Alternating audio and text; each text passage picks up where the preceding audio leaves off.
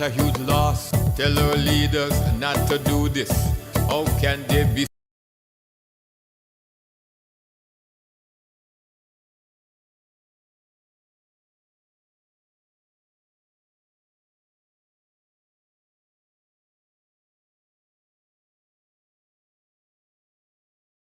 Quibo 99.1 FM. Furby's 99.5 FM. Kaieteur Radio.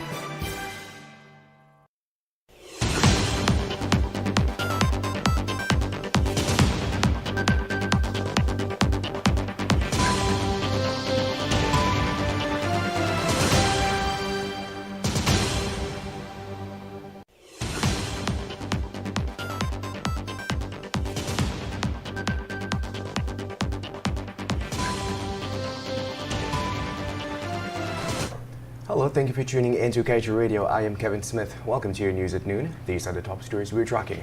Former finance minister says coalition was misled by Exxon negotiator with $18 million gift in 2016. International expert finds no evidence that Exxon can prevent another Macondo disaster at Liza 1 project. And Guyana owes Exxon Mobil more than it earns as ongoing exploration drives up recoverable costs, says Sanzillo. And President Santokhi and Suriname's delegation touched down in Guyana for a second official visit. Meanwhile, taxi driver loses car and trying to make an extra pickup. Meanwhile, police called in after drunken brawl erupts at bar, and Sophia man was reportedly lured to his death by a phone call. Girlfriend and man in custody. And to wrap things up, opposition LGC commissioners deny unanimous decision led to town clerk's replacement. Stay tuned to stay informed. I'm in a rush. Digital got me in a rush. Driving style for the summer. Digital summer rush. Nobody's doing it big like Digicel this summer. Top up with $1,000 or more and collect the letters to spell the word RUSH for a chance to win one of 3 brand new Toyota Rush SUVs. Yes, you heard it right. 3 brand new Toyota Rush SUVs. Driving style for the summer. Hey, Digicel summer rush. Start topping up now. And now for the news in detail. Former Minister of Finance Winston Jordan has doubled down on his previously expressed public position that the $18 million had from ExxonMobil Ghana in 2016 when its administration inked a contract was a gift and not a signing bonus, and that the administration was in fact misled by the negotiator. While refusing to divulge the name of the individual that would appear to have been the interlocutor between ExxonMobil and the government, Jordan was quick to point out that the monies were being represented by the negotiator as being given by Exxon for a specific purpose. According to the then finance minister, $15 million of that money was earmarked for the border case between Guyana and Venezuela, and the remaining $3 million was to be set aside for petroleum-related training. Pressed on why he, as finance minister, did not know the details of the financial negotiations, Jordan said, and I quote, because it was being represented by the individual, and he was adamant that this money was specifically for border and training. And in other news, contrary to what ExxonMobil, as well as the PPPC government have been saying about the safety of operations 120 miles offshore, an international disaster expert says there is no evidence to suggest that Guyana has enough protective measures in place to contain a well blowout or a catastrophic oil spill at the Liza Phase 1 project. What is equally frightening to contemplate is the fact that the expert has found no evidence to suggest that ExxonMobil is doing enough to avoid a disaster that would replicate the dreaded Macondo tragedy, which saw a well blowout in 2010 that took the lives of 11 men aboard the Deepwater Horizon rig in the Gulf of Mexico. Making these revelations was petroleum engineer Robert B., one of the industry's masters in studying safety and disasters. B said his conclusions were made after examining ExxonMobil's EIA for the Liza project. He noted in an interview with The Guardian that the ExxonMobil document states unplanned events such as a large oil spill are considered unlikely to occur because of the extensive preventative measures employed. And moving on Tuesday afternoon at the Chetty Jagan International Airport, Prime Minister Mark Phillips and dozens of other government officials welcomed the President of the Republic of Suriname, Chandrika Prasad Santokhi, and his wife, First Lady, Ms. Melissa Santokhi. The Prime Minister was joined by the Minister of Health and the Minister of Foreign Affairs and International Cooperation, the Honorable Dr. Frank Anthony, and others. During the visit, President Santokhi is expected to meet with His Excellency Erfanali to review the progress made on the Ghana-Suriname Strategic Dialogue and Cooperation Platform, as well as to assess several areas under the platform, including foreign policy, political dialogue, infrastructure, transportation, agriculture, security, and private sector enhancement. And moving on. ExxonMobil Ghana is currently producing oil from the Stabroek Block, but with exploration costs being 100% recoverable, in addition to other categories of spending, it means that the oil company's annual take currently far exceeds the total revenues to be had annually. The remaining unrecovered balance is carried over each year. This is according to Director of the Institute for Energy Economics and Financial Analysis, Tom Sanzillo, who in a recent report reviewing Ghana's future earnings from its offshore oil production laments that the total recoverable costs are currently far in excess of annual gross revenue from production.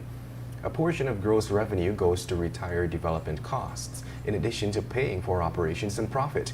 Compounding the situation, it was noted by Sanzillo that while the current development costs can be recovered by 2028, the contractor has announced on a fairly regular basis that it has made new discoveries. You're listening to Kaieteur Radio 99.1 and 99.5 FM, and this is your news at noon. We will return after the break.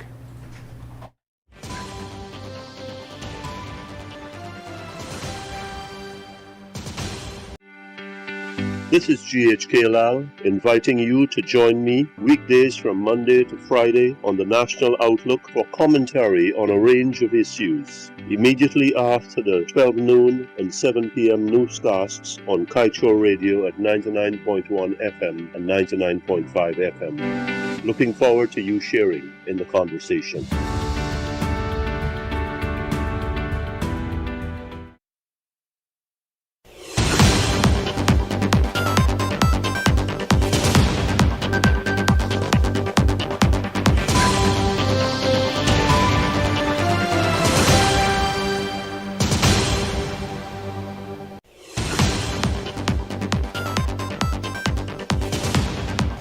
Welcome back. Let us continue with the news. A 21-year-old taxi driver on Monday got his car hijacked after he stopped to pick up two male passengers on the road while he was heading to where he was dispatched to make a pickup. According to a police report, the man left his East Coast Demerara home driving a silver Toyota Premio motor car, which had the value of $1.5 million, after he received a job to do a pickup at the Giftland Mall. It was further stated that while en route to the mall at Hope Turn on the east coast of Demerara, he stopped for the two males, indicating that they were heading to Strathspey. While in the vicinity of the Women's Leadership Institute, the man that was seated behind him placed a knife to his neck and demanded that he stop the car. The driver complied, and the man seated in the front passenger seat then forced him out of the vehicle before they drove away with his car. Investigations into the matter are ongoing. And now let's tell you, police were called in on Monday after a drunken brawl erupted at the Chill Out bar located at Harlem on the west coast of Demerara. According to a police report, the brawl erupted among a set of patrons at 19 hours 10. Initially, police were informed that an alleged robbery under arms was being perpetrated at the bar. A party of policemen showed up at the bar within 15 minutes. Upon arrival, they saw a group of drunken men involved in a big brawl. Ranks intervened to restore order and managed to arrest 6 men who were all placed in a vehicle and taken to the Vredenhoek police station.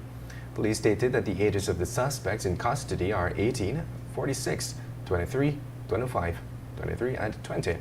Patrons were pelting bottles and pool balls, throwing bar stools, and attempting to hit each other with pool sticks.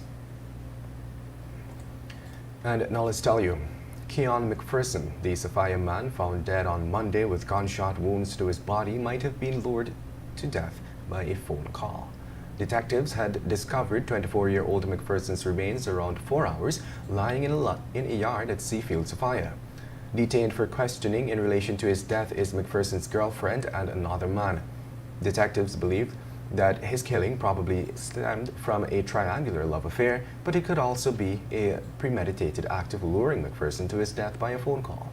It is believed that the phone call was all part of a plan to murder him in retaliation to an altercation he had during the early evening hours on Saturday. According to family members, McPherson had gotten into a heated argument with the woman over money she had allegedly squandered out. They claimed that the argument turned physical between them, and McPherson was attacked by one of his in-laws and some other men. And in Alistelli, 2 opposition-nominated members of the Local Government Commission have issued a joint statement refuting the claims made by Chairman of the LGC, Julius Faber, that the decision to replace acting town clerk for the City of Georgetown, Sherry Jarrick, was a unanimous one. In their statement disseminated on Monday, Commissioners Nicola Trotman and Joan Ann claimed that Faber's account contains a number of factual inaccuracies designed to create mischief and misinform the media and the public. As such, the 2 LGC representatives outlined a number of issues which they intend to correct and clarify. Among them is the claim of unanimous support by all 7 LGC commissioners present at the matter of Jarrick's performance as acting town clerk for the City of Georgetown. And now for your COVID-19 update. Yesterday, the Ministry of Health reported that 4 women who contracted COVID-19 have died. As a result of this, the country's COVID-19 death toll has moved to 582. Further, the ministry, via its COVID-19 dashboard, reported too that within the last 24 hours, they recorded 100 new infections, bringing the total number of confirmed cases to 23,675. Presently, there are 91 persons in institutional isolation, 12 patients in the COVID-19 ICU, 940 in home isolation, and 6 in institutional quarantine. To date, a total of 22,050 persons have recovered from the virus. And it is at this time we now head over to page 7 of the Kaieteur News dedicated to being blunt. The United States EPA is sounding the warning on climate change. Where is Guyana's EPA? The United States EPA made its position clear to a U.S. federal regulator body. Consideration of climate change for gas projects is a must. What is a must for Guyana's EPA other than giving Exxon every green light possible for oil projects? Whose interests is Guyana's EPA representing? PPP leaders, Exxon's, or the Guyanese people? With that, we've come to the end of today's News at Noon. I'm Kevin Smith. Thank you for listening.